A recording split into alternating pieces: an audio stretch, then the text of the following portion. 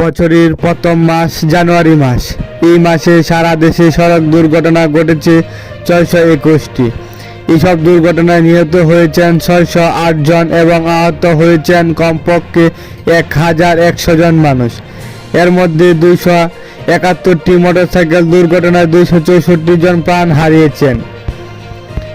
মঙ্গলবার 4 ফেব্রুয়ারি দুপুরে সংবাদ মাধ্যমে রোড সেফটি ফাউন্ডেশনের নির্বাহী পরিচালক সাইদুর রহমানের পাঠানো সংবাদ বিজ্ঞপ্তিতে এসব তথ্য জানা যায়।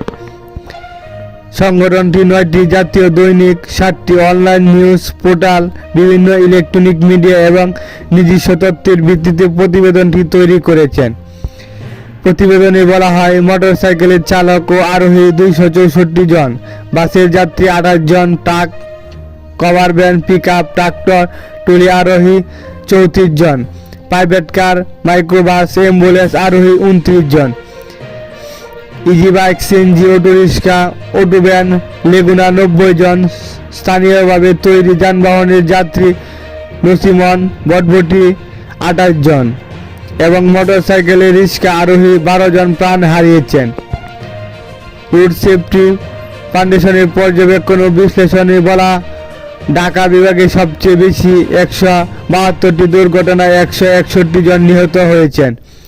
বরিশাল বিভাগে সবচেয়ে কম 31টি দুর্ঘটনায় 30 জন নিহত হয়েছেন। একক জেলা হিসাবে ঢাকা জেলায় 42টি দুর্ঘটনায় 37 জন নিহত হয়েছেন। সবচেয়ে কম পঞ্চগড় জেলায়। এই জেলায় কয়েকটি দুর্ঘটনা ঘটলেও প্রাণহানি ঘটেনি।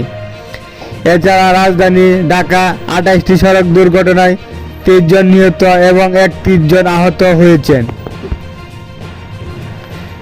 প্রতিবেদনে সড়ক দুর্ঘটনার প্রধান কারণ হিসেবে উল্লেখ করা হয়েছে ত্রুটিপূর্ণ যানবাহন, বেপরোয়া গতি, চালকদের বেপরোয়া মানসিকতা, অদক্ষতা ও শারীরিক মানসিক অসুস্থতা, বেতন, কর্মঘণ্টা নির্দিষ্ট না থাকা, মহাসড়কে স্বল্প গতির যানবাহন চলাচল, তরুণ যুবকদের বেপরোয়া মোটরসাইকেল চালানো, জনসাধারণের মধ্যে ট্রাফিক আইন না মানা ও না জানার প্রবণতা, দুর্বল ট্রাফিক ব্যবস্থাপনা, বিআরটি এর সক্ষমতা ঘাটতি এবং পরিবহন খাতে চাঁদাবাজি।